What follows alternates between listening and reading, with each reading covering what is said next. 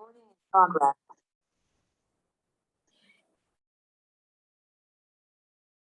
Sure. So as per discussion tonight, we have to start discussion about next part of the electrostatics, that is electrostatic potential and capacitance. देखो extremely simple topic है और इसी के लिए जो है 2 दिन मैंने आपको टाइम दिया था, सो दैट जो इलेक्ट्रोस्टैटिक्स का प्रिपरेशन वो अगर अच्छी तरह से हो गया तो यहाँ पे पोटेंशियल में एंड कैपेसिटेंस में हम यहाँ पे ज्यादा कंसेप्ट डिस्कस नहीं करनी है। चलो तो इलेक्ट्रोस्टैटिक पोटेंशियल,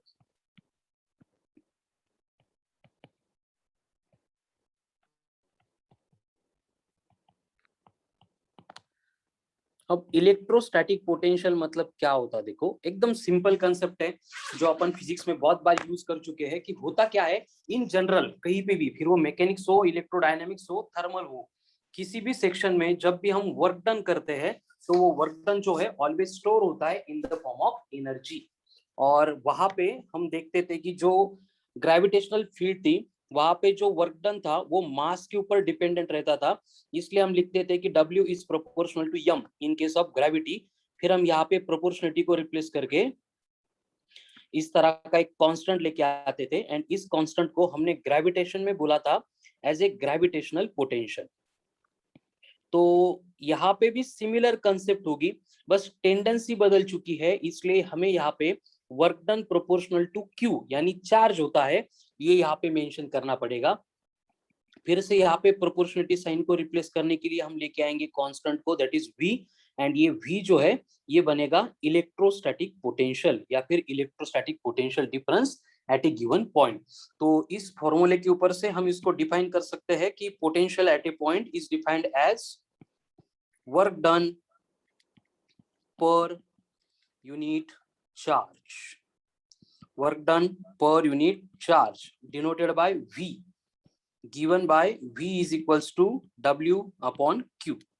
W आ रहा है मतलब वर्क आ रहा है, सो यूनिट बनेगा जूल पर कूलम, एंड ये जूल पर कूलम जो है वो इक्विवेलेंट होता है टू द वोल्ट। तो ये हो गया potential at a given point, work done per unit charge.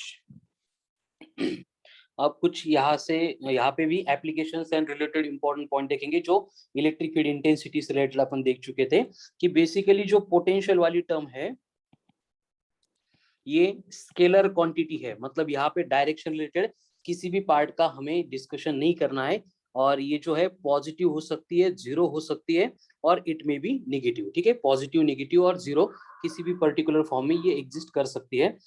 Then हम यहाँ पे स्टार मार्क करके लिखेंगे कि अगर पॉजिटिव चार्ज है तो उसकी वजह से पोटेंशियल जो होगा, पॉजिटिव चार्ज की वजह से पोटेंशियल जो होगा वो ऑलवेज पॉजिटिव रहेगा। वेयर एज अगर यहाँ पे नेगेटिव चार्ज दिया है तो नेगेटिव चार्ज जो भी पोटेंशियल प्रोड्यूस करेगा वो क्या रहेगा, नेगेटिव रहेगा।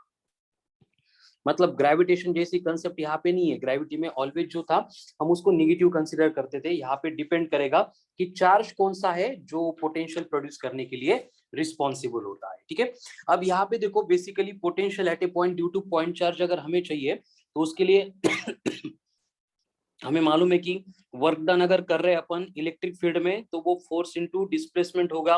इलेक्ट्रोस्टैटिक्स में जो फोर्स होता है वो होता है 1/4πε into Q1 Q2 upon R² into R। तो एक आर कैंसिल होके W की वैल्यू अगर इस V equals to W upon Q में पुट करेंगे तो हमें ये पोटेंशियल के लिए एक्सप्रेशन मिलता है 1/4πε into Q upon R।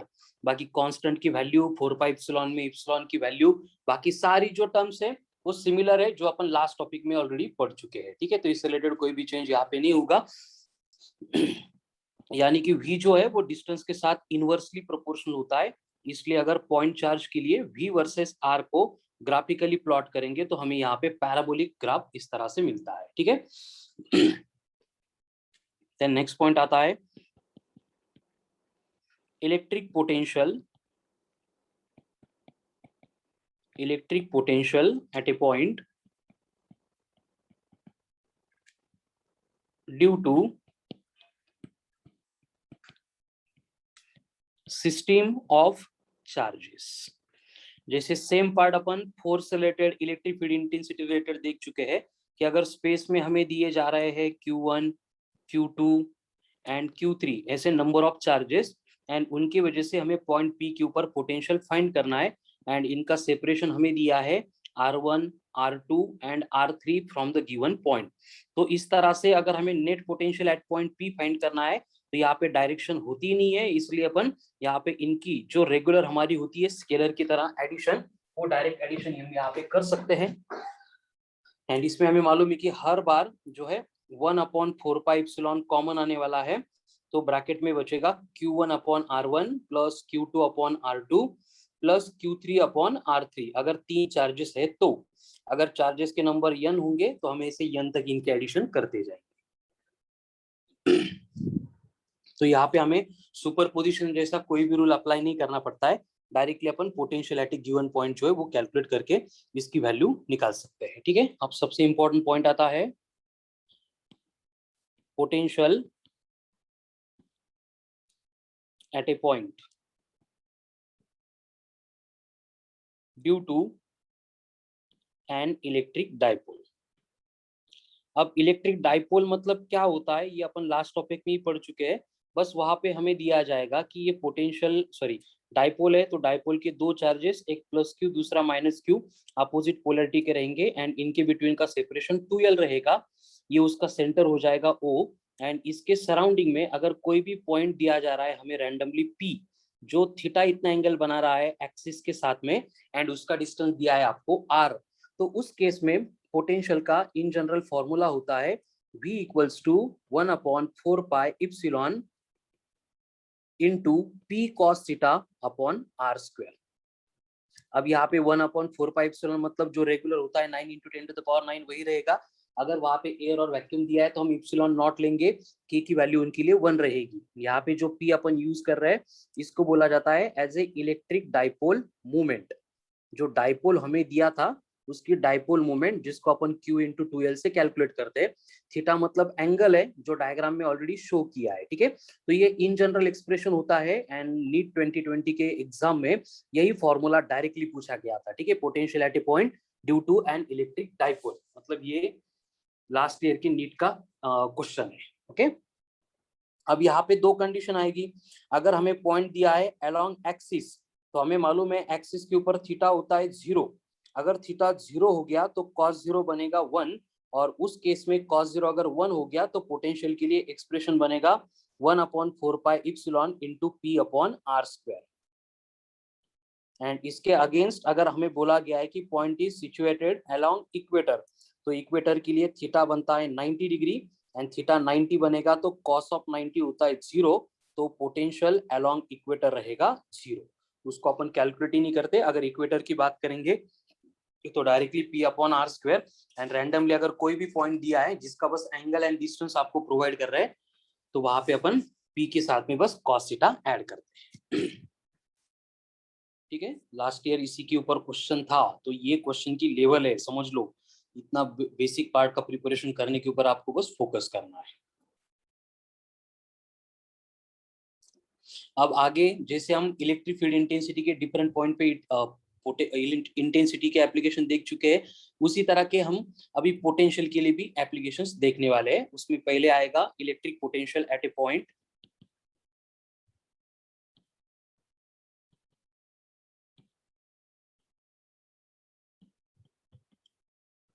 Due to rod. देखो, पॉइंट चार्ज के लिए एंड डाइपोल के लिए हम ऊपर ही डिस्कस कर चुके हैं। अब यहाँ पे एक चार्ज रॉड हमें दिया जाएगा, इस तरह से एक चार्ज रॉड है,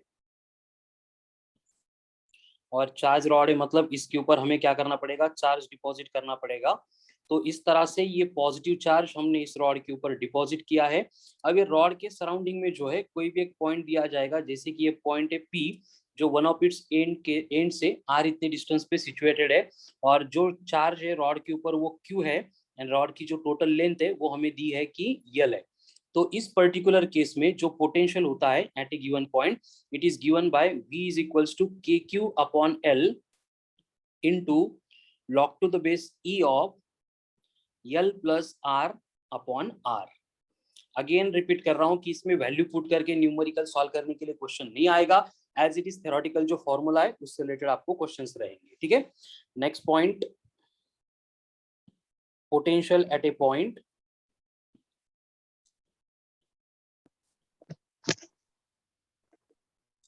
ड्यू टू रिंग। रिंग मतलब ये चार्ज रिंग रहेगी, ठीक है। तो इस तरह से सपोज हमें ये चार्ज रिंग दी है और ये चार्ज रिंग में ये सेंटर है उसका O, सेंटर से लेके सरफेस तक का डिस्टेंस मतलब ये बन गई इसकी रेडियस R। और अगर हमें यहाँ पे बोला गया है कि इस रिंग के ऊपर जो है बस इतने पोर्शन पे हमने चार्ज डिपॉजिट किया है, और यहाँ पे जो चार्ज अपन डिपॉजिट कर रहे हैं वो है DQ। पूरी रिंग को हमने डिपॉजिट नहीं किया चार्ज, बस स्मॉल एलिमेंट है DQ जिसके ऊपर अपन चार्ज प्लेस कर रहे हैं। तो उस पर्टिकुलर केस में जो पोटेंशियल होता है at the centre due to this charge DQ, ये होता है K इंटू DQ/R। एंड अगर आपको बोला जाएगा कि सेम केस में जो है सारे रिंग के ऊपर पोटेंशियल मतलब चार्ज डिपॉजिटेड है, तो उस केस में नेट पोटेंशियल बनेगा V is equals to KQ/R, where Q is the net charge deposited. K का मतलब हर बार वही होगा जब तक इलेक्ट्रोस्टैटिक्स चल रहा है, 1/4πε। R मतलब रेडियस।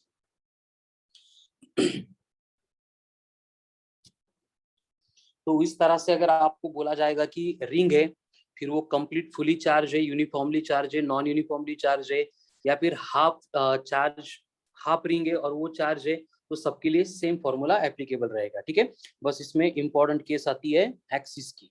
तो नेक्स्ट पॉइंट आएगा पोटेंशियल एट द और at a point along axis of a ring. अगर रिंग दी है और अभी एक्सिस की बात कर रहे हैं,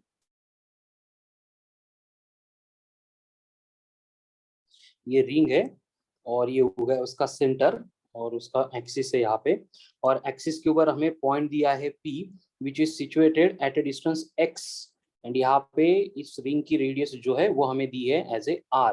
तो उस केस में ये पॉइंट P के ऊपर जो पोटेंशियल होता है V, वो होता है KQ, where Q is the net charge deposited on the ring divided by square root of R square plus x square. ये इंपॉर्टेंट फॉर्मूला है, ठीक है। ऊपर का इतना इंपॉर्टेंट नहीं था लेकिन ये इंपॉर्टेंट है, जिसमें हमें मालूम है कि दोनों साइड में अगर जाएंगे तो दोनों साइड में पोटेंशियल का जो वेरिएशन है वो सिमिलर रहेगा because of symmetry of the ring. तो उसको अगर ग्राफिकली प्लॉट करेंगे यहाँ पे V वर्सेस R, तो वहाँ पे जो ग्राफ का नेचर है वो इस तरह से रहेगा, दोनों साइड में डिक्रीज होता जाएगा, बस सेंटर पे ये पोटेंशियल जो है वो मैक्सिमम रहेगा, ठीक है। तो बाय यूजिंग दिस एक्सप्रेशन हम potential at a given point calculate कर सकते हैं। सेम एप्लीकेशन अगर हमें डिस्क के लिए दिया जा रहा है, potential at a point due to uniformly charged disc, और वो पॉइंट अगर एक्सिस के ऊपर होगा तो उस केस में पोटेंशियल के लिए एक्सप्रेशन होता है sigma upon 2 epsilon into root of bracket of root of R square plus x square minus of x। तो इंटेंसिटी एंड पोटेंशियल की ये जो एप्लीकेशन बेस्ड फॉर्मूले है वो एक्सट्रीमली इंपॉर्टेंट है, इनसे रिलेटेड कहीं ना कहीं पे क्वेश्चन आता है कंफर्म, तो इसको आप अच्छी तरह से प्रिपेयर करना ही पड़ेगा आपको, ठीक है। और उसके बाद में अगर देखेंगे तो बेसिक जो एप्लीकेशन हमने इंटेंसिटी से रिलेटेड देखे थे, सेम एप्लीकेशन पोटेंशियल में भी आएंगे। उससे पहले सबसे important point, relation between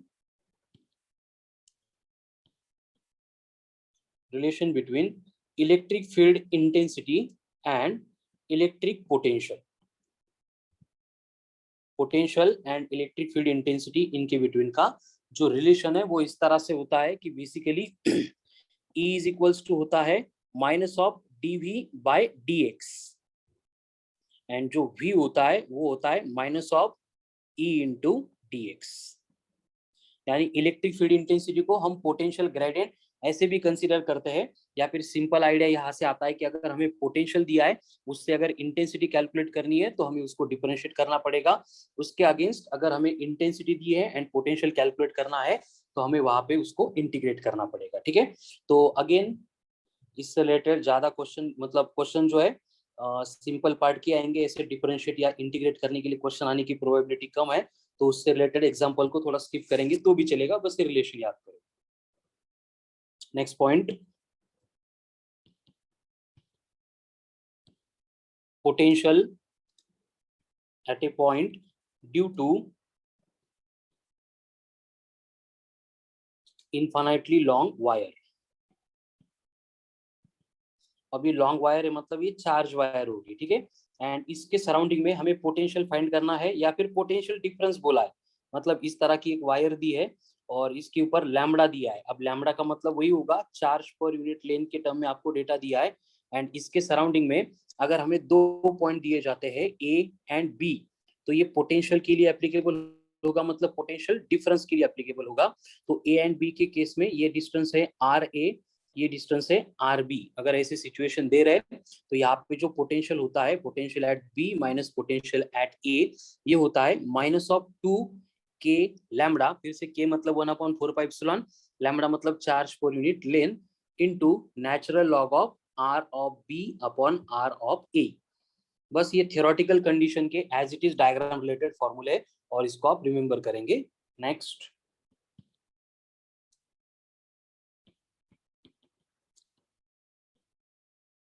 potential difference due to infinite thin sheet। Charge plane sheet दी है जिसकी लेंथ इनफाइनाइट है, तो उससे रिलेटेड अगर फिर से बोला गया है कि ये शीट है, उसकी एक एज हमने यहाँ पे ड्रॉ की है और इसके सराउंडिंग में अगर ये ए एंड बी ऐसे दो पॉइंट है, अगेन इसका डिस्टेंस आर ए है, इसका डिस्टेंस अगर आर बी है, तो उस केस में इन दोनों के बिटवीन का potential difference V A B is equals to होता है minus of sigma into D divided by 2 epsilon naught. अगर हमें दोनों के बिटवीन का सेपरेशन मालूम है तो, वेयर डी मतलब ए एंड बी, इन दोनों पॉइंट का सेपरेशन होता है, डिस्टेंस होता है, ठीक है। देन वही सिमिलर इंपॉर्टेंट एप्लीकेशन, ये बस इन जनरल थोड़ा सा इंफॉर्मेशन ले लो, ज्यादा रटने की जरूरत नहीं है, लेकिन रिंग के एंड अभी जो अपन पढ़ेंगे that is most important. Next,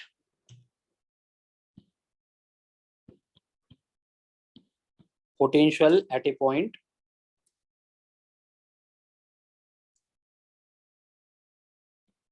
due to charge spherical shell.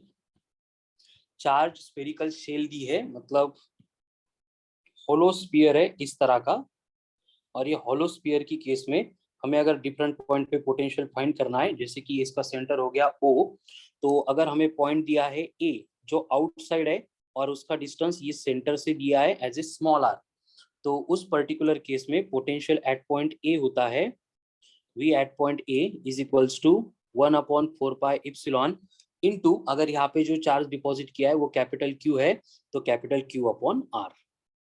Second case में अगर हमें पॉइंट दिया जाएगा अलोंग द सरफेस जिसका डिस्टेंस कैपिटल R रहेगा, ये पॉइंट रहेगा B, तो उस पर्टिकुलर केस में पोटेंशियल ऑन द सरफेस रहेगा V is equals to 1/4πε into Q upon capital R। और अगर डेटा हमें in terms of surface charge density दिया जा रहा है, तो उस सरफेस चार्ज डेंसिटी की फॉर्म में हम जो पोटेंशियल है उसको sigma into capital R square divided by epsilon into small r, इस फॉर्म में भी रिप्रेजेंट कर सकते हैं। एंड वही अगर सरफेस की केस है तो यहाँ पे v equals to sigma into capital R divided by epsilon into, नहीं इप्सिलॉन इंटू R तो कैंसिल हो जाएगा, मतलब बस सिग्मा इंटू कुछ नहीं, बस सिग्मा रहेगा। अगर data in terms of surface charge density दिया है तब की केस में ये एप्लीकेबल होगा। इन जनरल जो है चार्ज की केस में अगर दिया है तो वही रेगुलर फॉर्मूले जो इंटेंसिटी में यूज कर रहे थे, बस यहाँ पे आर स्क्वायर की जगह पे हमें आर लेना है, ठीक है। एंड वहां पे अगर आपको बोला जा रहा है कि पॉइंट अगर इनसाइड है, तो इनसाइड पॉइंट में हम इंटेंसिटी को बोलते थे जीरो, लेकिन पोटेंशियल की केस में जो इंटेंसिटी है वो जीरो नहीं रहेगी, सॉरी पोटेंशियल जीरो नहीं रहेगा, और पोटेंशियल सेम रहेगा जो सरफेस के ऊपर था। मतलब पोटेंशियल एट पॉइंट सी या फिर एनी पॉइंट कौन सा भी ले लो इनसाइड, तो वो सेम रहता है जितना सरफेस के ऊपर है, यानी 1/4πε into Q upon capital R, या फिर v equals to sigma into capital R divided by epsilon, where sigma is the surface charge density for the given sphere. तो इस तरह से बेसिक ये एप्लीकेशन है। अगर वहां पे होलो स्फीयर आपको दिया है तो। एंड अगर होलो स्फीयर की केस में यहाँ पे ग्राफिकली प्लॉट करना है इसको, तो यहाँ पे आप देख सकते हैं कि ये पोटेंशियल डिस्टेंस के साथ वेरी कर रहा है। तो जब तक ये सरफेस नहीं आ रहा है, जब तक r dash equals to capital R नहीं बन रहा है, तब तक ये कांस्टेंट है, उसमें कोई भी चेंज नहीं होता है। एंड उसके बियॉन्ड जो है ये पैराबोलिक पाथ फॉलो करके इस तरह से ये डिक्रीज होता है। ठीक है, अब होलो स्फीयर हो गया। उसके बाद में नेक्स्ट एप्लीकेशन आएंगे फॉर सॉलिड स्फीयर।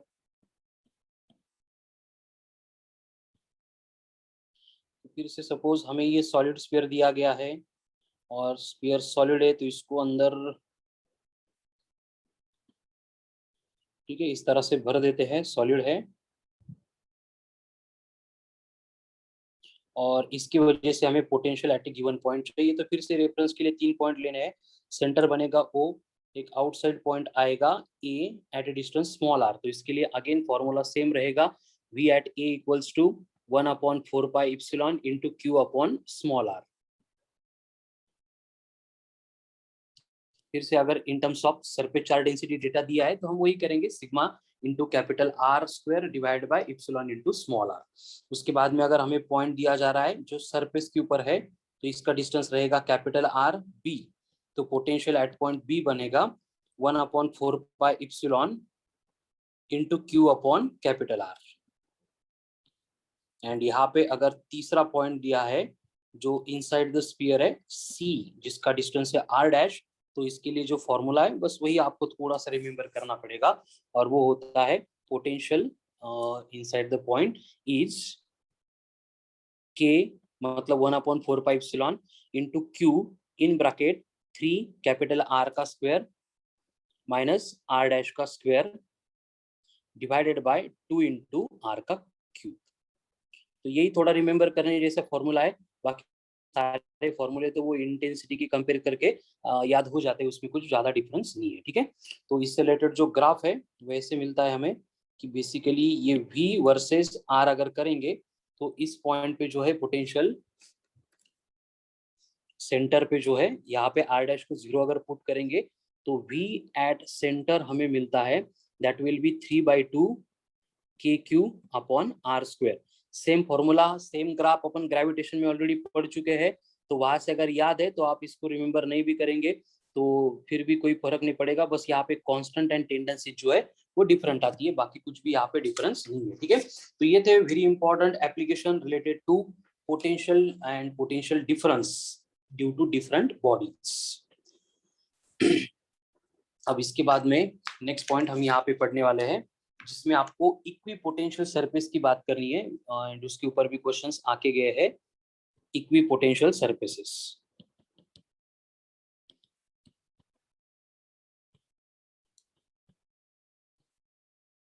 अभी इक्वी पोटेंशियल सरफेस मतलब क्या होता है? ऐसा सरफेस जहां पे पोटेंशियल सेम रहेगा। ठीक है ना, द सरफेस at which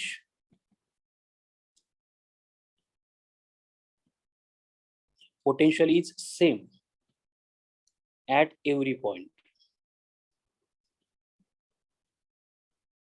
ठीक है, उसके बाद में देखो कंडीशन क्या है कि as v proportional to 1/r होता है, क्योंकि v equals to 1/4 epsilon into Q upon R में बाकी सब कांस्टेंट है। इसका मतलब पोटेंशियल वेरी करता है with respect to distance only. तो यहाँ पे आपको जो है इक्वी पोटेंशियल सरफेस से रिलेटेड कुछ प्रॉपर्टीज मिलती है, जिसमें सबसे इंपॉर्टेंट प्रॉपर्टीज आ गई कि every point on equipotential surface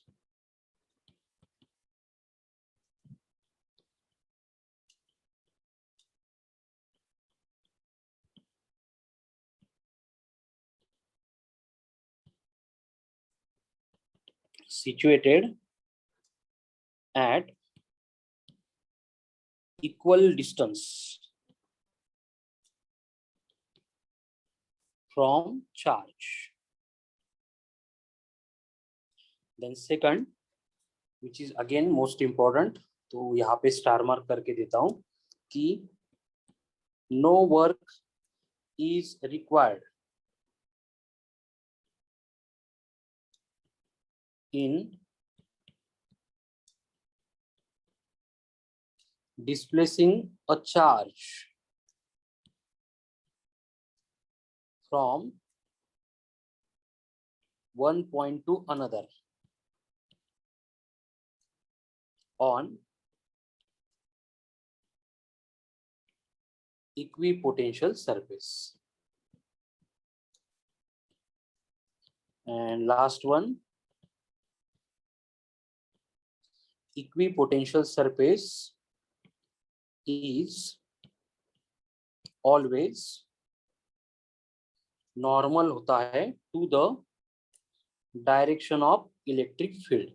जिस डायरेक्शन में इलेक्ट्रिक फील्ड एक्ट होती है उस डायरेक्शन को ये इक्विपोटेंशियल सरफेसेस जो है वो परपेंडिकुलर होते हैं या फिर नॉर्मल होते हैं। ठीक है, बाकी जो लाइंस ऑफ फोर्स की प्रॉपर्टी है वो इसके लिए भी एप्लीकेबल होगी, वो इंटरसेक्ट नहीं करेंगे, उनके दोनों के बिटवीन की जो स्पेसिंग है वो हमेशा से कांस्टेंट रहेगी। तो वो रिमेनिंग पार्ट जो है इतनी कुछ खास इंपॉर्टेंट नहीं है एंड उसको अपन ऑलरेडी पढ़ चुके हैं इन case of properties of lines of force, तो एज इट इज एप्लीकेबल उसको मैं रिपीट नहीं कर रहा हूँ। ठीक है, नेक्स्ट, अब यहाँ पे पोटेंशियल रिलेटेड जो डिस्कशन था वो खत्म होता है और सिमिलर रिलेटेड टर्म आती है, that is electrostatic potential energy. Electrostatic potential energy,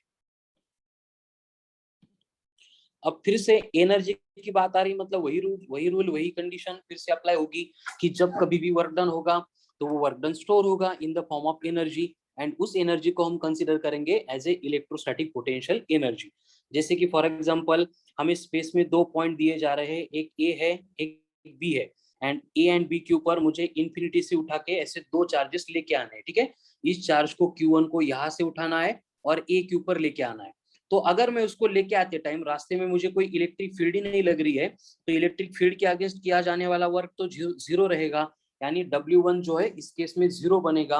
अब W1 जीरो था लेकिन मैंने ये चार्ज को यहाँ पे रख दिया Q1, लेकिन ये चार्ज जब मैं Q1 को ए के ऊपर रख रहा हूँ तब ये अपनी प्रॉपर्टी के अकॉर्डिंग सराउंडिंग के स्पेस में इलेक्ट्रिक फील्ड बना रहा है। तो ये चार्ज ने यहाँ पे इलेक्ट्रिक फील्ड बना दी इस तरह से। अगर ये इलेक्ट्रिक फील्ड बन गई तो आगे क्या होगा, जब मैं सेकंड चार्ज ये Q2 वाला इसको लेके यहाँ तक लेके आऊंगा कोई वर्क डन नहीं लगेगा, लेकिन यहाँ से उसको बी की तरफ लेके जाने के लिए मुझे वहां पे वर्क डन करना पड़ेगा एंड वर्क डन करके फिर मैं उसको बी के ऊपर प्लेस कर दूंगा।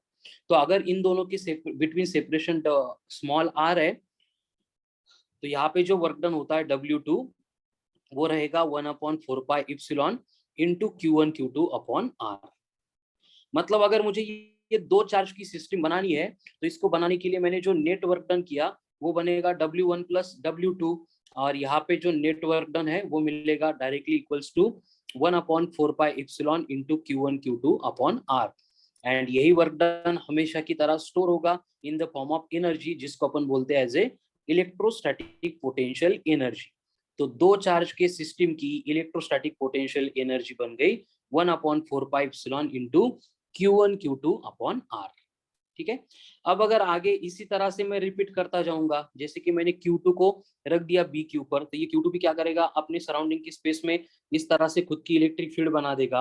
अगर इसकी इलेक्ट्रिक फील्ड में मुझे और एक चार्ज लेके आना है, जैसे पॉइंट दिया है C और मुझे यहाँ पे Q3 ये पॉइंट दिया था तो Q3 को उठा के मुझे C के ऊपर लेके आना है।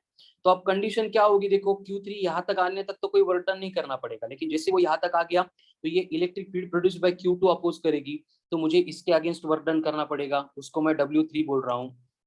और हमेशा की तरह ये वर्क डन रहेगा 1/4 pi epsilon, electric field produce की थी Q2 ने, हम मूव कर रहे हैं Q3 को अपॉन इसके डिस्टेंस को R1 बोलते हैं, यहाँ के डिस्टेंस को R2 बोल देते हैं। ठीक है, R2 मतलब ये R1 था, R2 मतलब B एंड C इन दोनों के बिटवीन का डिस्टेंस रहेगा,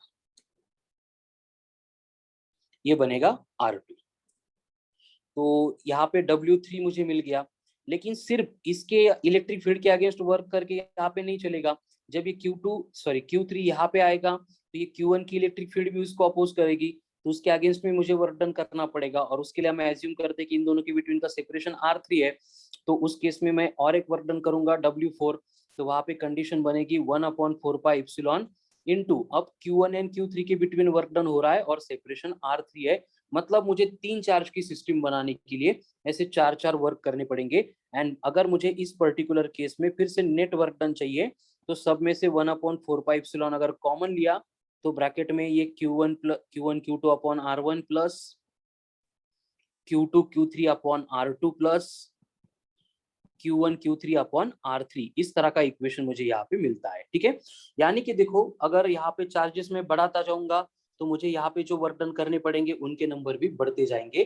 तो इस तरह से आपको याद रखना है कि जितनी चार्ज की पेयर हमें दी है उसके according n in bracket n-1/2 इतनी हमें पोटेंशियल एनर्जी की पेयर मिलती है। ठीक है, मतलब सपोज अगर 2 चार्ज की सिस्टम होंगी तो मैं n को 2 पुट करूंगा, 2 कैंसिल होंगे, मुझे जो पोटेंशियल एनर्जी मिलने वाली है उसकी एक ही पेयर रहेगी। उसके अगेंस्ट अगर मुझे 4 चार्ज की सिस्टम दे दी तो यहाँ पे 4/2, 4-1 3 मतलब पोटेंशियल एनर्जी मुझे मिल जाएगी जिनके नंबर 6 रहेंगे। तो पहले ये नंबर कैलकुलेट करेंगे अपन इस रिलेशन से, एंड उसके बाद में वो एनर्जी कितनी रहेगी वो अपन कैलकुलेट कर सकते हैं। जैसे यहाँ पे मैंने एक ट्रायंगल बनाया है, ये इक्विलैटरल ट्रायंगल एज्यूम करेंगे, तो इसके तीनों वर्टेक्स के ऊपर मैंने 3 चार्ज प्लेस किए हैं। और इस सिस्टम को बनाने के लिए मुझे कितनी यहाँ पे एनर्जीज लगेगी, यहाँ पे पुट करेंगे, देखो 3-1 मतलब 2 कैंसल, n बना 3, तो पोटेंशियल एनर्जी भी 3 पेयर रहेगी। तो यहाँ पे भी देखो 1 2 एंड 3, ऐसे 3 पेयर मिल गई। सेम केस में अप्लाई कर सकता हूँ फॉर द स्क्वायर, उसके बाद में रेक्टेंगल, जो भी आपको कंडीशन दी है तो उसके अकॉर्डिंग हम यहाँ पे जो पोटेंशियल है, सॉरी पोटेंशियल एनर्जी है वो कैलकुलेट कर सकते हैं। ठीक है, और एक केस लेते हैं स्क्वायर की। जैसे कि ये स्क्वायर दिया है आपको, ये चारों वर्टेक्स हो गए स्क्वायर के,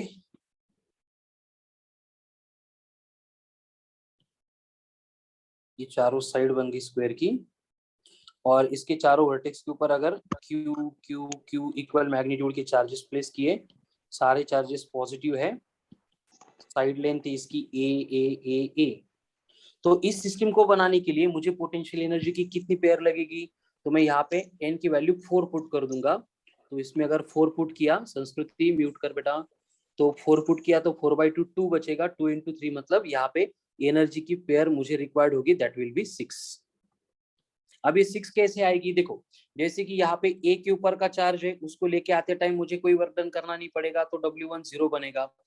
ये बी के ऊपर का चार्ज अगर लेके आ रहा है तो उस प्रोसेस में वर्क डन लगेगा, और वो W2 दैट विल भी रहेगा 1/4πε इंटू Q1 Q2, इनको नंबरिंग भी दे देते हैं, Q1 Q2 Q3 Q4, थोड़ा समझ में अच्छे से आएगा। ठीक है, Q1 Q2 अपॉन ये ए बनेगा। उसके बाद में जब मैं Q3 को लेके आ रहा हूँ, तो Q3 को लेके आते टाइम क्या होगा, सबसे पहले मुझे ये Q1 के इलेक्ट्रिक फील्ड के अगेंस्ट वर्क डन करना पड़ेगा। तो आपको मालूम होगा अगर साइड लेंथ ए है तो इसका जो हाइपोटेन्यूस होता है वो √2a होता है, इसलिए मुझे W3 बनेगा, मिलेगा 1/4πε इंटू Q1 Q3 अपॉन इसका सेपरेशन मतलब √2a। आगे ये Q3 को लेके आते टाइम ये Q2 के अगेंस्ट भी वर्क डन करना पड़ेगा, तो ये W4 मिलेगा मुझे, that will be 1/4πε into Q2 Q3 upon a। Again जब मैं Q4 लेके आऊंगा सेम प्रोसेस रिपीट होगी, और एक 5th नंबर का वर्क डन मिलेगा जो मैं करूंगा Q1 के अगेंस्ट। तो Q1 के अगेंस्ट कर रहे तो उसके लिए फॉर्मूला बनेगा 1/4πε into Q1 Q4 upon a। Then मुझे ये Q2 के अगेंस्ट भी वर्क डन करना पड़ेगा, तो Q2 भी हाइपोटेनियस है, मतलब इसकी साइड लेंथ भी √2a रहेगी, तो ये W6 मुझे मिलेगा 1/4πε, एंड ये रहेगा Q4 Q2 divided by √2 times of a। And again last में मुझे Q3 के अगेंस्ट वर्क डन करना पड़ेगा, जो रहेगा W7 equals to 1/4πε into Q4 Q3 upon a। अब इसमें से पहला 0 था उसको छोड़ देंगे, तो देखो 1 2 3 4 5 एंड ये 6, मतलब पहले मुझे मिल गया था कि 4 चार्ज रहेंगे, तो उसके लिए पोटेंशियल एनर्जी के 6 पेयर्स हमें मिलते हैं। अगर इस प्रोसेस में मुझे नेट पोटेंशियल एनर्जी कैलकुलेट करनी है तो पहले मैं नेट वर्क डन कैलकुलेट करूंगा, सबके एडिशन करेंगे तो 1/4πε कॉमन लेंगे, तो ब्रैकेट में क्या बचेगा, देखो Q1 Q2 plus Q2 Q3 plus Q1 Q3, एक मिनट, Q1 Q3 नहीं आएगा, Q4 Q3 आएगा, एंड और एक कौन बचा, Q1 Q4 डिवाइडेड बाय इनका कॉमन डिनोमिनेटर रहेगा, that will B a, and plus ये Q1 Q3 plus Q2 Q4 अगर लेंगे तो इनका डिनोमिनेटर रहेगा √2 टाइम्स ऑफ a। तो इस तरह से हमें नेट वर्क डन यहाँ पे मिलेगा। एंड अगर ये नेट वर्क डन है तो यही एनर्जी के फॉर्म में स्टोर होगा एंड इसी को अपन electrostatic potential energy of the system consider कर सकते हैं। ठीक है, अब सेम कंसेप्ट हम फिर से रिपीट पढ़ने वाले हैं, लेकिन यहाँ पे कंडीशन क्या थी देखो, जब मैंने ये इलेक्ट्रोस्टैटिक पोटेंशियल एनर्जी को स्टार्ट में इंट्रोड्यूस किया था, जब अपन Q1 को लेके आ रहे थे तो कोई एक्सटर्नल फील्ड वहां पे पहले से प्रेजेंट नहीं थी। इसको एक बार डिफाइन भी कर लेते हैं, कैसे कैलकुलेट करनी है, क्या आती है, तो समझ में आ गया। इसको डिफाइन करते हैं हम इस तरह से, amount of work required in bringing system of charges from infinity to their present location।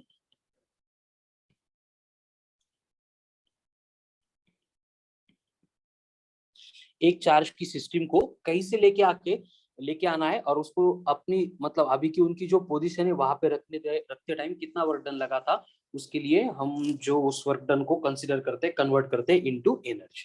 ठीक है, अब इसी कंसेप्ट को अपन रिपीट में पढ़ेंगे, लेकिन रिपीट पढ़ते टाइम वहां पे एक्सटर्नल इलेक्ट्रिक फील्ड पहले से प्रेजेंट रहेगी। तो यहाँ पे मैं नेक्स्ट रीडिंग देता हूं, दैट इज पोटेंशियल एनर्जी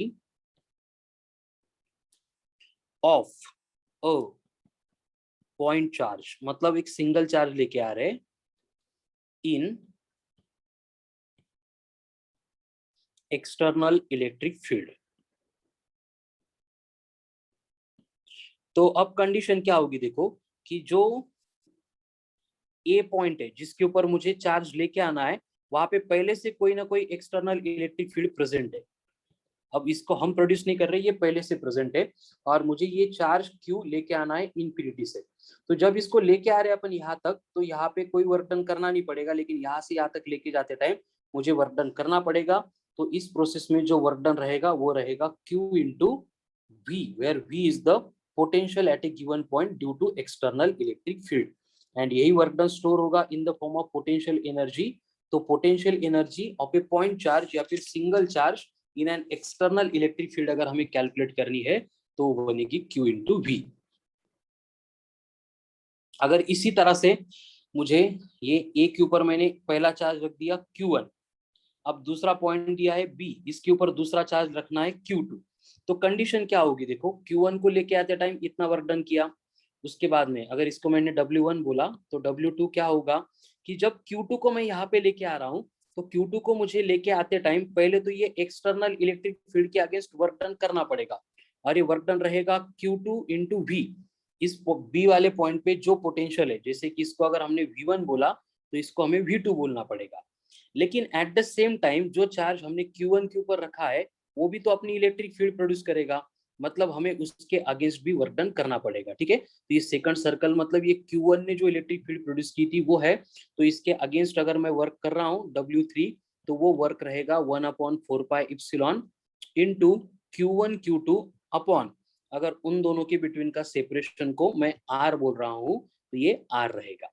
मतलब एक्सटर्नल इलेक्ट्रिक फील्ड में अगर दो चार्ज की सिस्टम अपन बना रहे हैं तो वहां पे नेट पोटेंशियल एनर्जी यानी नेट वर्क डन जो रहेगा वो Q1 V1 plus Q2 V2 plus 1/4πε into Q1 Q2 upon R, इस तरह से रहेगा। मतलब इन एडिशन हमें क्या करना पड़ रहा है देखो, जो इससे पहले की केस थी एक्सटर्नल इलेक्ट्रिक फील्ड हम कंसीडर ही नहीं करते थे, हमने जो चार्ज डिस्प्लेस किया उसकी इलेक्ट्रिक फील्ड को बस कंसीडर करना था। यहाँ पे हमारा जो चार्ज है वो इलेक्ट्रिक फील्ड प्रोड्यूस कर रहा है, उसको तो कंसीडर कर ही रहे हैं, लेकिन उसके कंसीडरेशन के साथ साथ जो एक्सटर्नल इलेक्ट्रिक फील्ड जो अननोन सोर्स ने प्रोड्यूस की है उसको भी अपन यहाँ पे कंसीडर कर रहे हैं। ठीक है, तो इस तरह से ये इलेक्ट्रिक फील्ड में या फिर इलेक्ट्रिक फील्ड के बिना पोटेंशियल एनर्जी एंड चार्ज की सिस्टम डिस्प्लेस करते टाइम कितना वर्क लगता है, इसके लिए ये एक्सप्रेशन हमने यहाँ पे देख लिए। अभी सेम एक कंसेप्ट अपन ग्रेविटेशन में भी देख चुके हैं, उसी तरह की कंसेप्ट यहाँ पे देखने वाले हैं जिसको बोला जाता है as a self energy. Self energy, अब ये सेल्फ एनर्जी मतलब क्या होता है कि किसी बॉडी को अगर अपन चार्ज बॉडी बना रहे हैं तो उस बॉडी के ऊपर चार्ज डिपॉजिट करने के लिए हमें वर्क करना पड़ता है, एंड ये जो वर्क डन होगा ये बॉडी की खुद की पोटेंशियल एनर्जी यानी सेल्फ एनर्जी के फॉर्म में स्टोर होती है। ठीक है, तो यहाँ पे भी जो स्टोर्ड एनर्जी रहेगी बॉडी की सेल्फ एनर्जी, ग्रेविटेशन में भी हमने दो ही केस में देखी थी, एक सॉलिड स्फीयर एंड एक हॉलो स्फीयर की केस में। तो यहाँ पे अगर मैं हॉलो स्फीयर की बात करूंगा,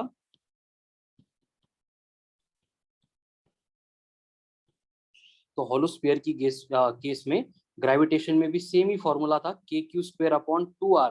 बस वहां पे के का मतलब जी था, यहाँ पे 1/4 है, वहां पे m था, यहाँ पे क्यू स्क्वायर है। एंड यहाँ पे अगर आपको सॉलिड स्फीयर दिया जा रहा है, तो सॉलिड स्फीयर के लिए वहां पे जो रिलेशन था वही रिलेशन यहाँ पे भी है, 3/5 टाइम्स ऑफ के क्यू स्क्वायर अपॉन r। अगर ये आइसोलेटेड स्फीयर्स आपको दिए जाते हैं तब की केस है। अगर आपको एप्लीकेशन बेस में अगर कोई मतलब कंडीशन चेंज करके आपको अगर दे रहे, जैसे कि आपको बोला जा रहा है कि दो स्फीयर है, मतलब नेक्स्ट रीडिंग यहाँ पे दे देता हूं मैं, सिस्टम ऑफ 2 स्फीयर आपको दी है, लेकिन 2 sphere charge, system of 2 charge sphere. तो इस पर्टिकुलर सिस्टम में क्या होगा, देखो ये पहला स्फीयर रहेगा, इसके ऊपर हमने चार्ज डिपॉजिट किया है और वो चार्ज है सपोज Q1, और इसकी जो रेडियस है वो दी है जैसे कि हमें R1, और यहाँ पे इसके सराउंडिंग में हमने और एक स्फीयर रखा है और इसका चार्ज है Q2 एंड इसकी रेडियस हमें दी है एज R2। तो इन दोनों के बिटवीन अगर हमें सेपरेशन R दिया है, तो हमें मालूम है कि इनकी जो टोटल पोटेंशियल एनर्जी सिस्टम की रहने वाली है, सबसे पहले ये खुद की जो रहेगी उनकी स्फीयर की सेल्फ एनर्जी, वो तो यहाँ पे रहने वाली है, जिसमें Q1 का स्क्वायर अपॉन R1 लेना पड़ेगा, प्लस 3/5 के Q2 का स्क्वायर अपॉन R2 लेना पड़ेगा। बट इसके साथ में ये दोनों बॉडीज को अपन पास में लेके आ गए, तो इस प्रोसेस में जो हमने वर्क डन किया है उसकी भी एनर्जी स्टोर होगी, एंड इस सिस्टम के लिए हमें पोटेंशियल एनर्जी का एक्सप्रेशन इस तरह से मिलेगा। ठीक है, मतलब अगर हमें ऐसे एप्लीकेशन दे रहे तो वहां पे सेल्फ एनर्जी हम कंसिडर करके उसको सिंप्लीफाई कर सकते हैं। अब और एक कंसेप्ट होती है टॉपिक में एक्सट्रीमली इंपॉर्टेंट, जिसको अपन बोलते हैं एनर्जी डेंसिटी। अब ये एनर्जी डेंसिटी की कंसेप्ट आती कहां से, देखो होता क्या है कि during process of charging, work is required to be done on charges to transfer on the body.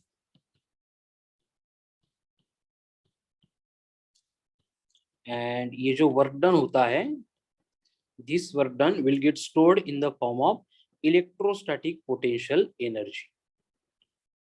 तो यहाँ पे एनर्जी डेंसिटी का मतलब होता है स्टोर्ड एनर्जी पर यूनिट वॉल्यूम, स्टोर्ड एनर्जी पर यूनिट वॉल्यूम। अब ये एनर्जी स्टोर कहाँ से हो गई, उसके लिए हमने ऊपर के दो स्टेटमेंट लिखे हैं। एंड ये जो स्टोर्ड एनर्जी पर यूनिट वॉल्यूम होती है DU, इसका फॉर्मूला होता है 1/ε इंटू ई का स्क्वायर, वेयर इप्सिलॉन का मतलब वही परमिटिविटी एंड ई का मतलब electric field intensity at a given point. तो इस तरह से हम जो है गिवन पॉइंट पे एनर्जी डेंसिटी कितनी होगी वो कैलकुलेट कर सकते हैं।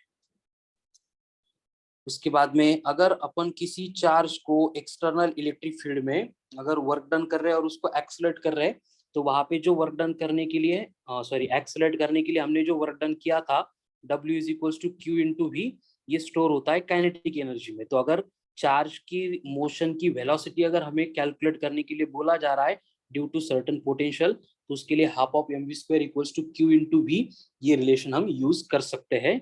एंड उसके बाद में नेक्स्ट टर्म आती है दैट इज इलेक्ट्रॉन वोल्ट। अभी इलेक्ट्रॉन वोल्ट मतलब क्या होता है, इसको अपन न्यूक्लियर फिजिक्स में या फिर ड्यूअल नेचर में देख चुके हैं। It is the smallest unit of energy, and जिसका मतलब होता है 1 electron volt equals to 1.6 into 10 to the power -19 joule. और मैंने बोला था कि यही क्वेश्चन था लास्ट ईयर की नीट में भी कि 1 इलेक्ट्रॉन वोल्ट या फिर 2 इलेक्ट्रॉन वोल्ट मतलब वो कितने जूल्स रहेंगे। ठीक है, तो इस तरह के क्वेश्चंस आते हैं और इस साल इससे ज्यादा सिंपल क्वेश्चंस आने वाले हैं। सो उसको किसी भी हालत में लूज नहीं करना है, एक्सट्रीमली इंपॉर्टेंट पार्ट है। तो पोटेंशियल एंड पोटेंशियल के एप्लीकेशन रिलेटेड जितनी बातें इंपॉर्टेंट थी from exam point of view हम यहाँ पे डिस्कस कर चुके हैं। अब इसके बाद में हम डिस्कशन शुरू करने वाले हैं extremely important application of the concept that is capacitors. Capacitors और कैपेसिटर मतलब होता क्या है, कैपेसिटर मतलब होता क्या है, देखो उसके लिए हम एकदम बेसिक कंसेप्ट यहाँ पे पढ़ने वाले हैं। ये कैपेसिटर, तो कैपेसिटर पढ़ने के लिए पहले हम यहाँ पे इंट्रोड्यूस करते हैं डाई इलेक्ट्रिक को। तो डाई इलेक्ट्रिक का एक्चुअल मतलब होता है इंसुलेटर्स। नॉन कंडक्टिंग सब्सटेंसेस जो होते हैं उनको इंसुलेटर्स को अपन डाई इलेक्ट्रिक्स बोलते हैं। तो ये डाई इलेक्ट्रिक्स को अभी पढ़ना क्यों है, इंसुलेटर्स को पढ़ना क्यों है, तो देखो एकदम सिंपल कंडीशन यहाँ पे होती है जिसको इलेक्ट्रोस्टैटिक्स के मतलब कंसेप्ट से रिलेटेड बोला जाता है एज ए पोलराइजेशन। तो ये फेनोमेनन ऑफ पोलराइजेशन मतलब क्या होता है, देखो उसके लिए ये जो डाइलेक्ट्रिक है ये दो टाइप के होते हैं। पहला होता है पोलर डाइलेक्ट्रिक। अब पोलर डाइलेक्ट्रिक में क्या होता है, centre of gravity of positively charge nucleus and negatively charge electron एक दूसरे के ऊपर कोइंसाइड नहीं होते, do not coincides with each other. इसका मतलब अगर पोलर डाइलेक्ट्रिक का सरफेस अगर देखेंगे तो उसके जितने सारे मॉलिक्यूल्स है वो इस तरह से इलिप्स की शेप में अपने जो सीजी है प्लस एंड माइनस चार्ज के वो सेपरेट करके रखते हैं। एंड ये सीजी सेपरेट होने की वजह से क्या होता है, यहाँ पे जो इंडिविजुअल डाइपोल मूवमेंट होती है, इलेक्ट्रिक डाइपोल की डाइपोल मूवमेंट होती है, तो इंडिविजुअल मॉलिक्यूल की ये नॉट इक्वल टू 0 बनती है।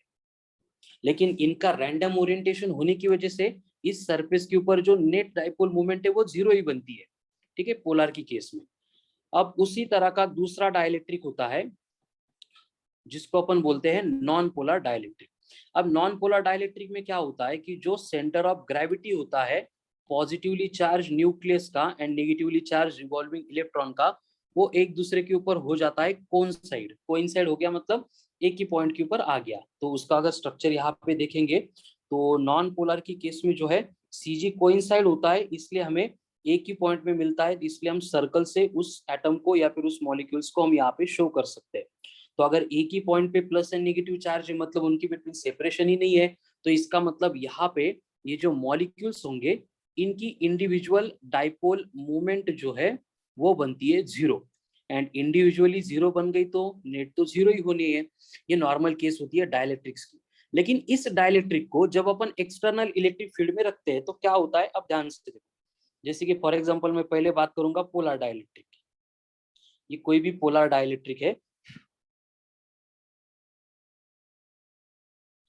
और पोलर डाइलेक्ट्रिक के सरफेस के ऊपर के ये मॉलिक्यूल्स है, उनका रीओरिएंटेशन कैसे होता है अभी आपको देखना है। और इसके लिए मैंने क्या किया है, इसको प्लेस किया है एक्सटर्नल इलेक्ट्रिक फील्ड में। अब एक्सटर्नल इलेक्ट्रिक फील्ड कैसे अप्लाई करते हैं, एक साइड में मैं इस तरह से पॉजिटिव चार्ज प्लेस कर दूंगा और इसी डाइलेक्ट्रिक के दूसरे साइड में जो है हम यहाँ पे नेगेटिव चार्ज को अप्लाई करने वाले हैं।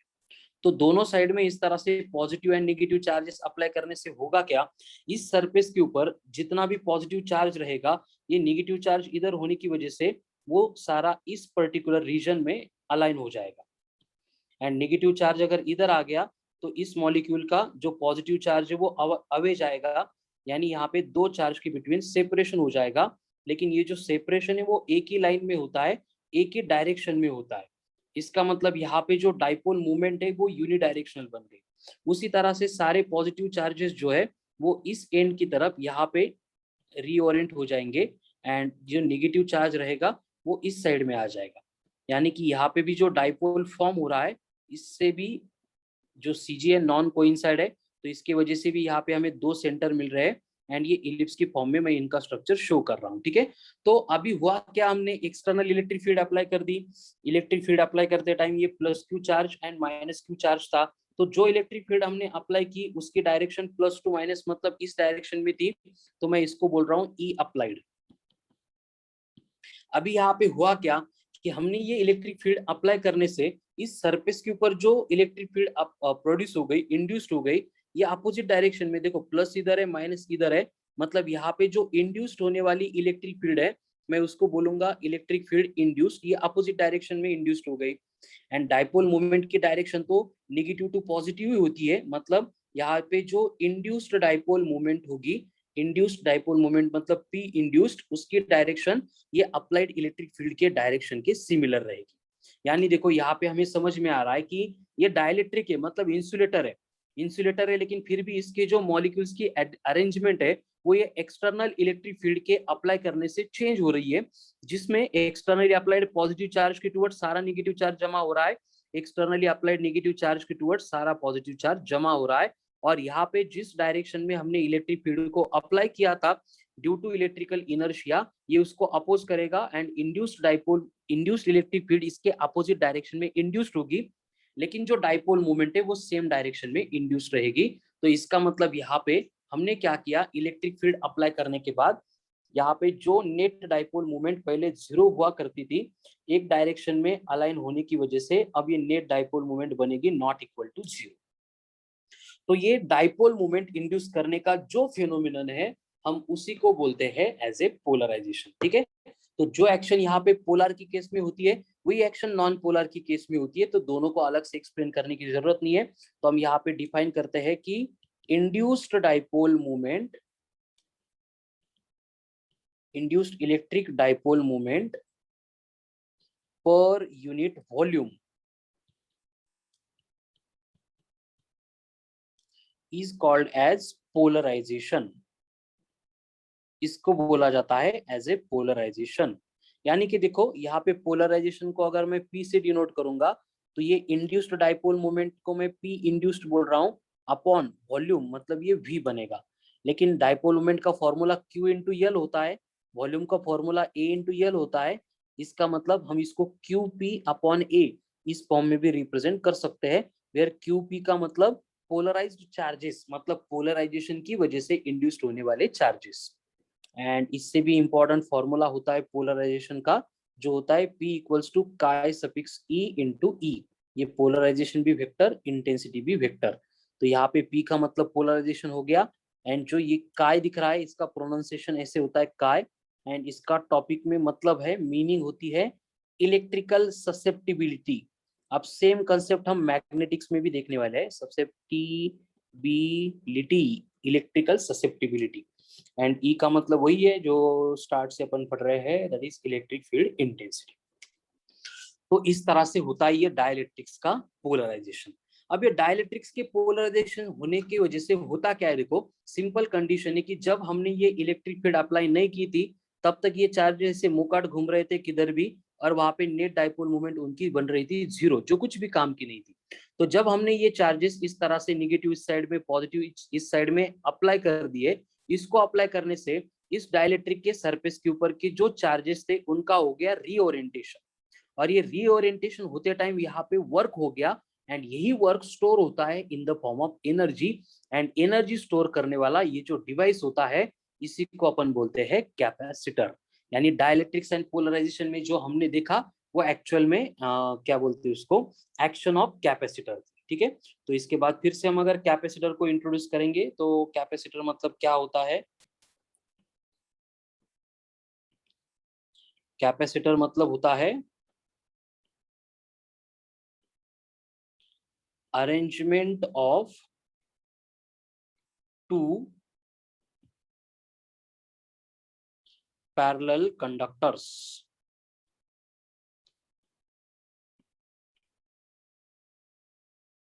separated by certain dielectric medium।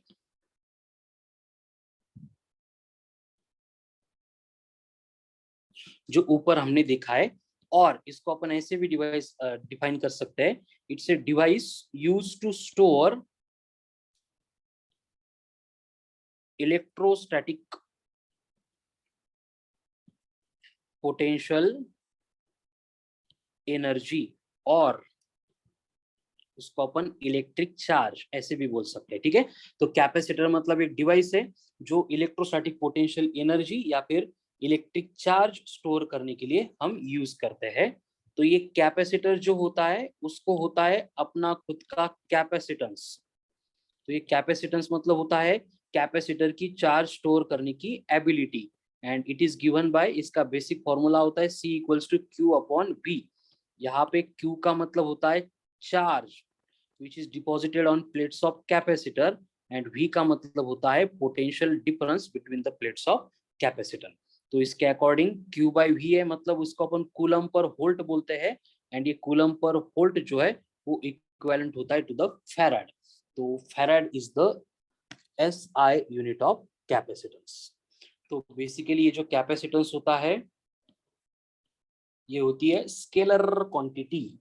Then इसकी जो डायमेंशंस होते हैं, कूलम पर वोल्ट है मतलब क्या होंगे डायमेंशन, बोलो। कूलम के I1 T1, वोल्ट के W बाई Q है, मतलब L2 M1 T minus 3 I minus 1।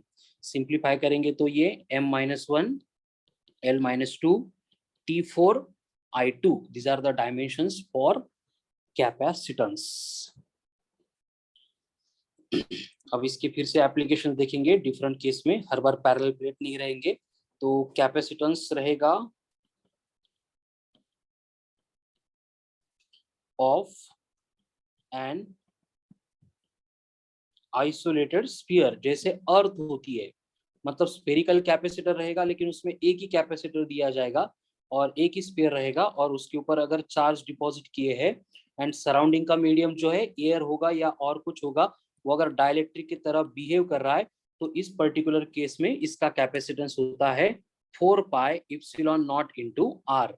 Same concept हम अर्थ के लिए अप्लाई करते हैं, and we know that earth के लिए रेडियस होती है 6400 किलोमीटर, और हमें 4 पाई इप्सिलॉन नॉट की वैल्यू मालूम है। तो इसको अगर पुट करेंगे तो अर्थ का कैपेसिटेंस हमें मिलता है which is approximately 711 microfarad. Micro का मतलब 10 की पावर -6। एंड ये जो कैपेसिटेंस होता है तो उसका बेसिक फॉर्मूला होता है पैरेलल प्लेट के लिए ए इप्सिलॉन नॉट के अपॉन स्मॉल डी। अगर हमें पैरेलल प्लेट दी गई है कैपेसिटर की तो उस केस में ए मतलब होता है एरिया ऑफ ईच प्लेट, के का मतलब होता है दोनों प्लेट के बिटवीन जो इंसुलेटर या फिर डाइलेक्ट्रिक मीडियम हमने प्लेस किया है उसका dielectric constant of the given medium, and D का मतलब होता है separation between plates of capacitor. जो प्लेट्स ऑफ कैपेसिटर है उनके बिटवीन का सेपरेशन, ठीक है। तो इसके अकॉर्डिंग हमें रिलेशन मिलता है कि C विथ डाइलेक्ट्रिक होता है K into C with air. मतलब दो प्लेट के बिटवीन अगर हम यहाँ पे एयर रखेंगे तो K1 हो जाएगा, एंड अगर दूसरा मीडियम रखेंगे तो उसकी वैल्यू K रहेगी। तो उसको सिंप्लीफाई करेंगे तो हमें CD is equals to K into C of air, ये रिलेशन मिलता है। मतलब कोई भी मीडियम दो प्लेट के बिटवीन अगर अपन इंट्रोड्यूस कर रहे हैं तो उसकी वजह से कैपेसिटेंस कितना चेंज होगा वो अपन यहाँ से कैलकुलेट कर सकते हैं। तो ऊपर के फॉर्मूले से हम यहाँ पे लिख सकते हैं कि जो कैपेसिटेंस है वो डायरेक्टली प्रोपोर्शनल होता है विद द एरिया। कैपेसिटेंस है वो डायरेक्टली प्रोपोर्शनल होता है to the dielectric constant of the medium. Capacitance है वो इनवर्सली प्रोपोर्शनल होता है to the square of the separation between the two plates of capacitor. तो इसके ऊपर से हम C2 by C1 equals to A2 by A1, then C1 by C2 equals to K1 by K2, then C2 by C1 equals to D1 by D2। ये relation derive कर सकते हैं, यानी कि कोई भी तीन नोन टर्म है एक अननोन है तो उसको कैलकुलेट करने के लिए हम इसको अप्लाई कर सकते हैं। तो सेम एप्लीकेशन अगर देखेंगे फॉर सिलिंड्रिकल कैपेसिटर।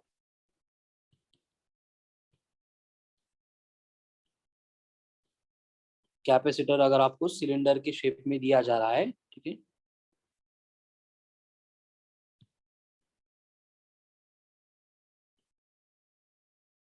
ये इनर प्लेट हो गई और इनर सिलेंडर हो गया जिसके ऊपर हमने पॉजिटिव चार्ज डिपॉजिट किया है।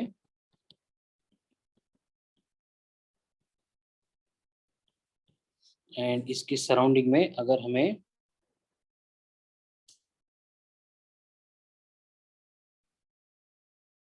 इस तरह से ये दूसरा सिलेंडर दिया और बाय इंडक्शन यहाँ पे नेगेटिव चार्ज इंड्यूस्ड हो गया, तो ये बन गया सिलेंड्रिकल कैपेसिटर। अगर इनके बिटवीन का स्पेस फिल किया है विद द डाइलेक्ट्रिक कांस्टेंट के, तो इस पर्टिकुलर केस में जो कैपेसिटेंस होता है it is given bye 2 pi epsilon naught into L divided by natural log of A upon B, where A and B जो है इसकी रेडियस रहेगी, A इनर ये इसकी रेडियस एंड B इसकी रेडियस। ठीक है, तो इसके तो कोई एप्लीकेशन आएंगे नहीं, बस थ्योरेटिकल पार्ट के लिए फॉर्मूला आप लर्न करेंगे। देन अगर आपको आइसोलेटेड स्फीयर नहीं दिया है और आपको डायरेक्ट बोला है कि स्फेरिकल कैपेसिटर है जिसमें 2 स्फीयर रहेंगे, आइसोलेटेड मतलब एक ही स्फीयर, उस केस में हमने देखा है ऑलरेडी कि क्या होता है, उसकी जगह पे आपको अगर ऐसे 2 स्फीयर दिए जा रहे हैं एंड ये 2 स्फीयर की केस में हमें बोला है कि इनर स्फीयर जो है पॉजिटिव चार्ज किया है, जो आउटर स्फीयर है बाय इंडक्शन उसके इनर साइड पे जो है नेगेटिव चार्ज इंड्यूस हो रहा है इस तरह से,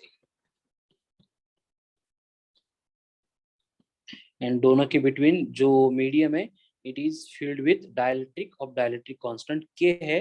तो उस केस में यहाँ पे जो कैपेसिटेंस हम कैलकुलेट करते हैं it is given by 4 pi epsilon not into a b divided by b minus a. Again a and b इसकी रेडियस रहेगी, ठीक है, ये ए एंड ये बी।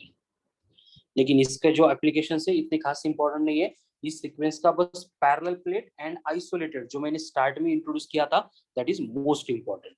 अभी कैपेसिटर की केस में सबसे इस सीक्वेंस का सबसे important point energy stored in the capacitor. फिर से एनर्जी की बात आ गई, मतलब हम वही रिपीट करेंगे कि कैपेसिटर को चार्ज करना मतलब उसके ऊपर चार्जेस को डिपॉजिट करना पड़ेगा एंड चार्ज डिपॉजिट करने की प्रोसेस में हम वर्क डन करेंगे एंड यही वर्क डन जाके स्टोर होगा in the form of energy stored in the capacitor, जो होती है U equals to half of C into V square, half of Q into V, या फिर Q स्क्वायर अपॉन 2C। तो ये एनर्जी स्टोर जो है वो वर्क डन करके बनी है, इसलिए आपको अगर बोला जा रहा है कि कैपेसिटर कितना वर्क कर सकता है या फिर कैपेसिटर कितनी हीट जनरेट कर सकता है या फिर कैपेसिटर कितने अमाउंट में एनर्जी लिबरेट कर सकता है, इससे रिलेटेड कोई भी वर्ड अगर आपको यूज करने हैं तो उसके लिए हमें बस यही रिलेशन है, half C V square half Q V या फिर Q square upon 2C। Depend करेगा कि आपको डेटा किस फॉर्म में दिया है, ठीक है। एंड अगेन एनर्जी मिल गई तो उसको अगर वॉल्यूम से डिवाइड करेंगे तो कैपेसिटर की केस में हमें मिलेगी energy density.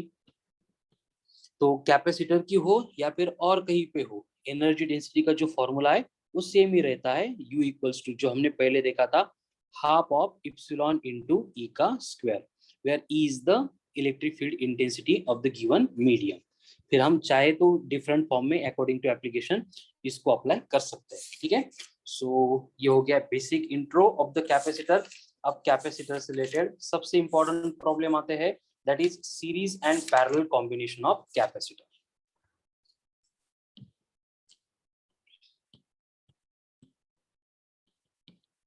Combination of capacitor. तो we know that अगर कैपेसिटर को सीरीज में कनेक्ट कर रहे हैं, सीरीज कॉम्बिनेशन दिया है कैपेसिटर का, तो इसका मतलब होता है capacitors are connected one after another, एक के बाद एक, एक के बाद एक। इस तरह से अगर कैपेसिटर्स कनेक्ट किए जा रहे हैं across the potential difference V, तो सीरीज कॉम्बिनेशन में ये C1 ये C2 एंड ये C3, एक ही बात याद रखनी है कि पोटेंशियल जो होगा, पोटेंशियल गेट्स डिवाइडेड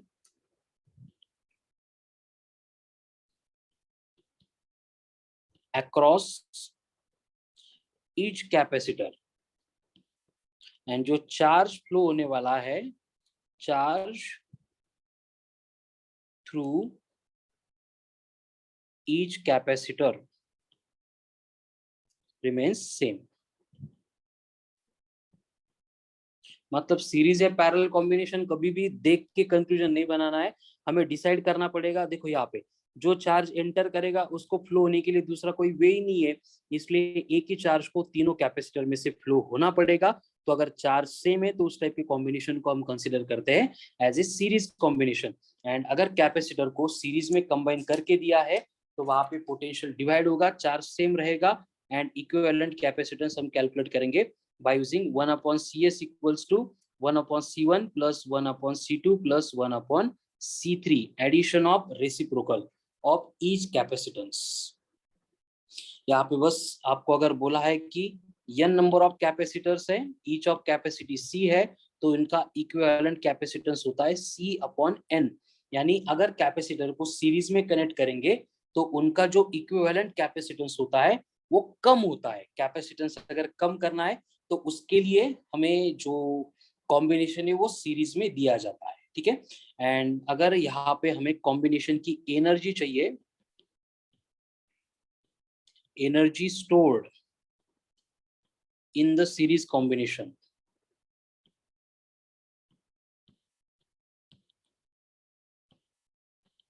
तो उसके लिए हम क्या करेंगे, बेसिकली क्यू स्क्वायर अपॉन सी 2c होता है, वो वाला फॉर्मूला यूज करेंगे। तो यहाँ पे c अगर इक्विवेलेंट पुट किया तो हमें यहाँ पे कॉम्बिनेशन की जो टोटल एनर्जी स्टोर्ड होगी वो मिलेगी। कंडीशन है अगर हमें चार्ज गिवन है तो ये सीरीज कॉम्बिनेशन हो गया। इसी तरह से अगर हमें कैपेसिटेंस की वैल्यू बढ़ानी है तो हम कैपेसिटर्स को कनेक्ट करते हैं एक दूसरे के पैरेलल में। अब पैरेलल कॉम्बिनेशन में क्या होता है, कैपेसिटर्स आर कनेक्टेड इस तरह से वन बिलो अनदर, एक के नीचे एक अगर कैपेसिटर्स कनेक्ट किए जाएंगे तो उस टाइप के कॉम्बिनेशन को हम बोलते हैं एज ए पैरेलल कॉम्बिनेशन। तो पैरेलल कॉम्बिनेशन की केस होती है कि यहाँ पे potential across each capacitor remains same, but जो चार्ज होगा गेट्स डिवाइडेड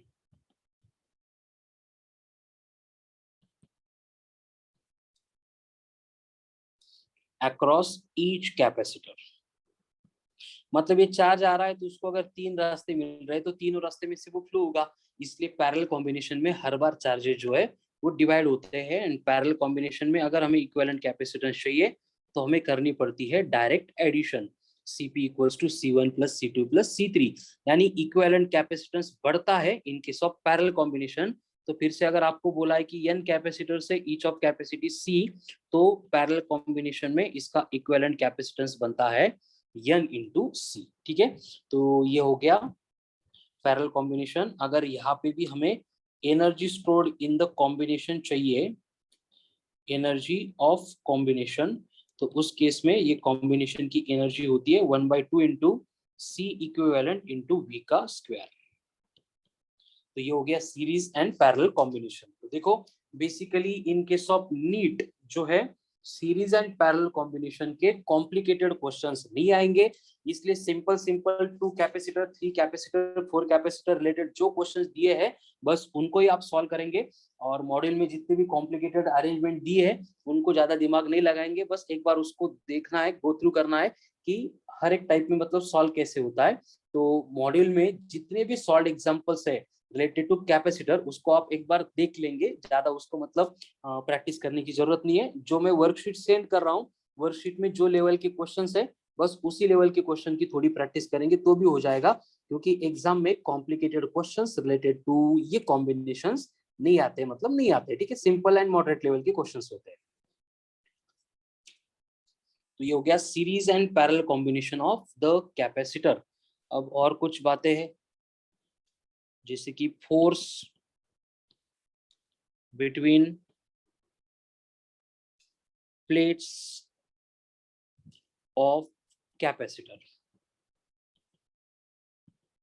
जो कैपेसिटर की दो प्लेट्स होती है उनके बिटवीन अगर फोर्स कैलकुलेट करने के लिए हमें बोला जा रहा है तो वो फोर्स रहेगा F equals to 1/2 into Q square upon epsilon not into A.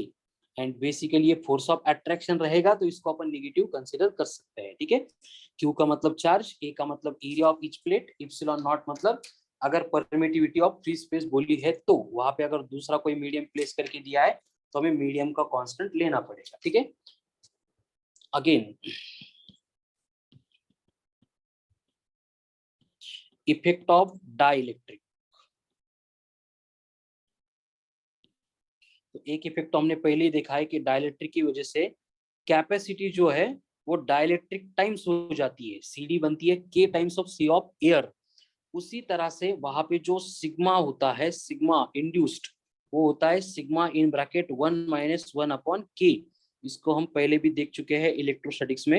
And sigma का मतलब Q/A होता है, ए कैंसिल करेंगे तो चार्ज जो इंड्यूस्ड होगा because of dielectric, Q I का मतलब क्यू इंड्यूस्ड है, चार्ज इंड्यूस्ड इक्वल्स टू होगा Q इन ब्रैकेट 1-1/k।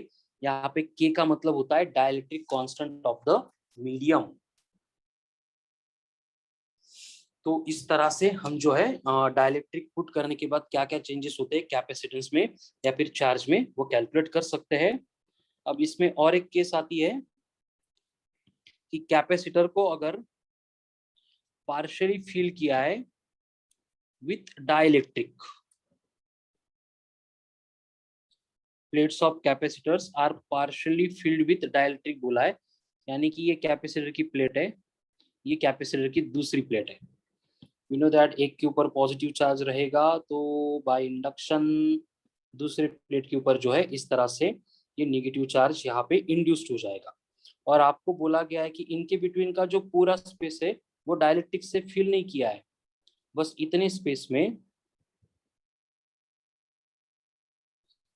बस इतने से स्पेस में डाइलेक्ट्रिक को फिल करके रखा है। और ये जो स्पेस है इसकी थिकनेस आपको दी है T एंड इसका डाइलेक्ट्रिक कांस्टेंट बोला है K है। तो इस पर्टिकुलर केस में हमें कैपेसिटेंस कैलकुलेट करना है, तो हम यहाँ पे C equal to A epsilon not divided by D minus T plus T by K, ये वाला एक्सप्रेशन यूज करते हैं। अगर एक प्लेस किया है तो, अगर एक से ज्यादा रहेंगे तो हमें क्या करना है, वहां पे बस ये T1 K1 ऐसे ऐड करते जाने। T plus T by K है तो वहां पे T1 plus T1 by K1 plus T2 plus T2 by K2 plus ऐसे n तक जितने दिए है उतने अपन कैलकुलेट कर सकते हैं। देन जो इम्पोर्टेंट बातें थी वो तो हो गई, अभी बहुत सी बातें हैं लेकिन कुछ खास वहाँ पे इसेंशियल पार्ट नहीं है, लेकिन एक बार फिर भी अगर टाइम मिला तो मॉड्यूल में से उसको रीड कर लो। So this is all about electrostatic potential and capacitors. ठीक है, इतना प्रिपेयर करो। अगर और कुछ पेंडिंग रहा, वैसे तो पेंडिंग नहीं है एग्जाम पॉइंट ऑफ व्यू से, तो हम करंट इलेक्ट्रिसिटी के साथ उसको डिस्कस करेंगे। सो रिमेनिंग पार्ट जो है कल कंटिन्यू करेंगे। रिमेनिंग टॉपिक पार्ट मतलब वही next topic, that is current electricity. 1 minute, बस 2 मिनट। एक बात यहाँ पे है कि कैपेसिटर को अगर कनेक्ट कर देंगे तो वहां पे एनर्जी का लॉस होता है। ठीक है, अगर दो कैपेसिटर को एक दूसरे के साथ कनेक्ट करते हैं तब की केस में। ठीक है, तो जिसको अपन न्यू हेडिंग के अंदर यहाँ पे लिखते हैं डिस्ट्रीब्यूशन ऑफ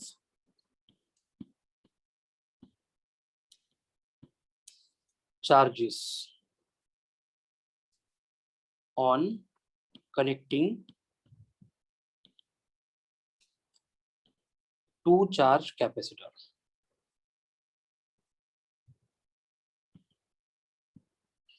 मतलब दो चार्ज कैपेसिटर है एंड इनको अगर अपन एक दूसरे के साथ कनेक्ट कर रहे हैं तो उस कनेक्ट करने के बाद उनका जो कॉमन पोटेंशियल रहेगा,